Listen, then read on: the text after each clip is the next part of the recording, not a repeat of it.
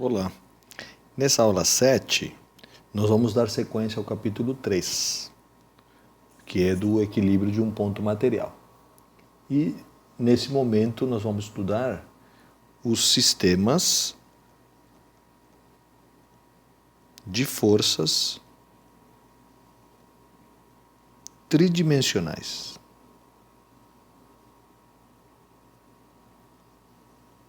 Ou seja, atuando em 3 dimensões.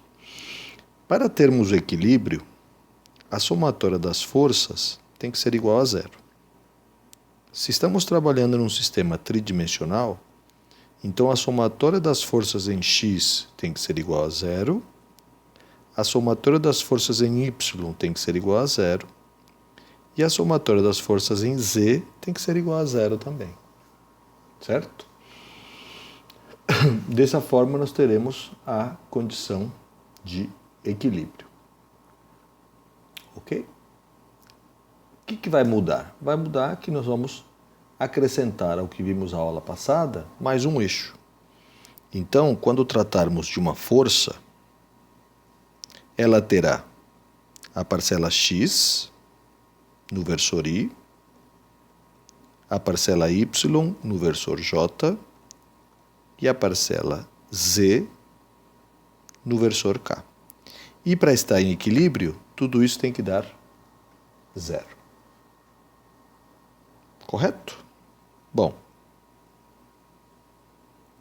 interessante é fazermos um exemplo, que trate dessa situação. Então, nós temos aqui o eixo Z, nós temos aqui o eixo Y e nós temos aqui o eixo X. A orientação da seta é do que seria a parte positiva de cada um dos elementos. Aí eu colocarei aqui alguns vetores para encontrarmos um que estiver faltando. Ok? Então, por exemplo, o vetor F1, eu vou colocar ele aqui com valor de 400 newtons. O vetor F2, vou colocá-lo aqui com valor de 800 newtons. O valor do vetor F3, vamos colocar assim, imaginando aqui um eixo paralelo a Y, certo? Aqui um eixo paralelo a X, e aqui nós temos um ponto B qualquer. Da posição do nosso ponto que vamos analisar o equilíbrio, a nossa força F3 vai na direção desse ponto B. E essa força F3, que eu vou escrever aqui do lado, vale 700 newtons. Certo? Essa é a força F3. Bom, precisamos saber essas coordenadas, né? Então, essa medida aqui é 2 metros. Essa medida aqui é 3 metros. E essa medida aqui, 6 metros.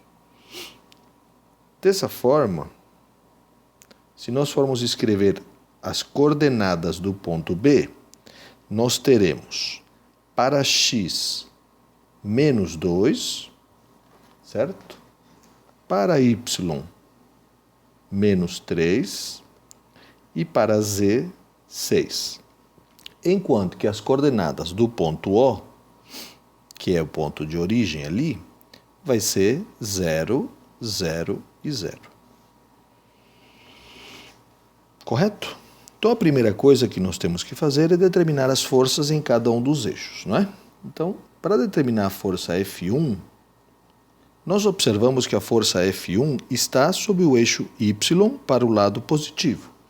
Então, ela vale 0 em x, portanto, não tem i, ela vale 400 em y, portanto, mais 400j, e ela vale 0 em k, porque toda ela está sob o eixo y. A mesma coisa para o vetor F2. Quando formos analisar o F2, 0 para i, aí nós observamos que todo o vetor está sob o eixo z, só que para o lado negativo. Então, 0 para j e menos 800 para k. Porque todo ele está sobre o vetor z, o eixo z. Bom, e para determinar o F3? O F3, ele está tanto em x como em y como em z, ele está inclinado. Então, o que nós observamos? Que o vetor termina em b e começa em 0. Então, subtraindo essas coordenadas, nós teremos um vetor posição. Esse vetor posição vai ficar menos 2 menos 0, menos 2i. Menos 3 menos 0, menos 3j. E 6 menos 0, mais 6k. Certo? Para encontrar o tamanho desse vetor, quanto ele mede em metros, nós fazemos a raiz quadrada de todos esses elementos ao quadrado. Menos 2 ao quadrado, mais menos 3 ao quadrado, mais 6 ao quadrado. Portanto, esse vetor mede 4 mais 9 mais 36, vai dar 49. Raiz de 49, 7 metros. Com o valor de R, então podemos calcular quanto vale o Fx, o Fy e o Fz para substituir lá. Então, o F3x vai ser a parcela x, que é menos 2, vezes o valor da força, que é 700, dividido por R, que é 7. Isso vai dar menos 200 newtons. Então, eu posso vir aqui no F e colocar menos 200 I. Mesma coisa para o F3y. O F3y vai ter o valor de y como sendo menos 3, a força 700 e o R vale 7. Isso vai dar menos 300 newtons. Eu venho aqui e coloco menos 300J. E, finalmente, o F3Z vai ser 6, que é a parcela Z, vezes 700 sobre 7. Isso vai dar 600, mais 600K. E como a soma dos três vai representar um vetor resultante, eu quero saber qual seria o vetor F, vou colocar em qualquer lugar, por exemplo, quanto vale esse vetor F para que a soma dos 4 seja 0, ou seja, para que esteja em equilíbrio. Então, vou escrever aqui esse vetor F. Esse vetor F vai ter uma coordenada Fx, que eu não sei quanto vale, uma coordenada Fy, que eu não sei quanto vale, e uma coordenada Fz, que eu não sei quanto vale. E como está em equilíbrio, a soma de tudo isso vai ser o vetor resultante, que vai dar 0 em I, 0 em J, 0 em K. Nosso próximo trabalho agora é determinar o Fx, o Fy e o Fz. Para isso, o que nós fazemos? Vamos somar tudo que tem em x, certo? Os i's. Vai ficar menos 200 mais Fx igual a 0. Portanto, a parcela x dessa força F vai ser 200 newtons. A mesma coisa para J.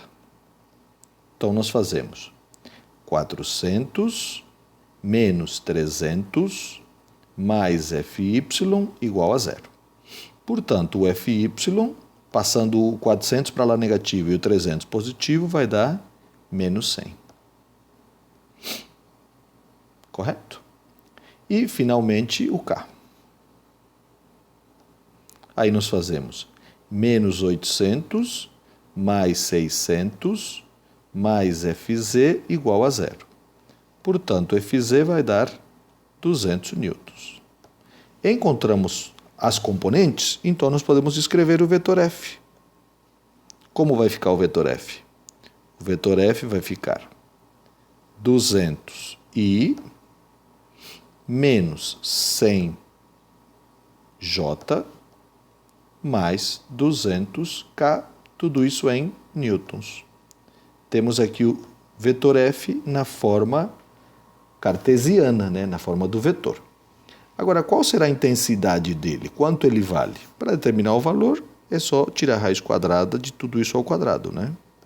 Então, 200 ao quadrado mais menos 100 ao quadrado mais 200 ao quadrado. Portanto, vetor F vai dar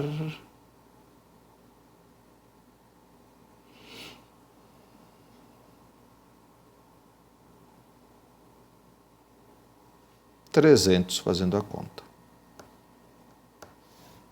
O que mais nós podemos querer calcular aqui?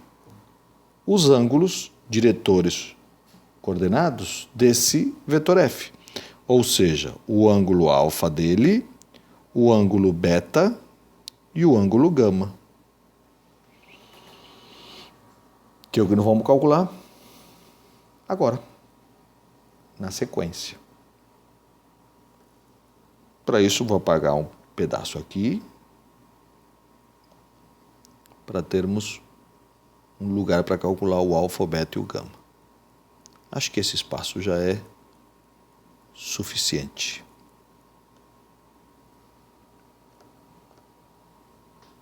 Alfa, cosseno a menos 1 de fx sobre f. Isso vai ser cosseno a menos 1. O nosso fx deu 200 e o nosso f deu 300. Portanto, determinando o alfa, vai dar 48,2 graus. Partimos para o beta. Cosseno a menos 1 de fy sobre f. Portanto, cosseno a menos 1 de menos 100 sobre 300. Calculando isso, nosso beta vai dar 109 graus. E, finalmente, o gama. Cosseno a menos 1 de fz sobre f, que é igual a cosseno a menos 1 de 200 também, sobre 300. Portanto, o gama vai ser igual ao alfa, 48,2. Certinho? Então, quando é tridimensional, nós vamos analisar o x, o y e o z. 3 elementos ao mesmo tempo. Vou registrar essa aula lá e vou colocar uma atividade para que vocês façam hoje. Ok? Deixarei as orientações lá no sisteminha.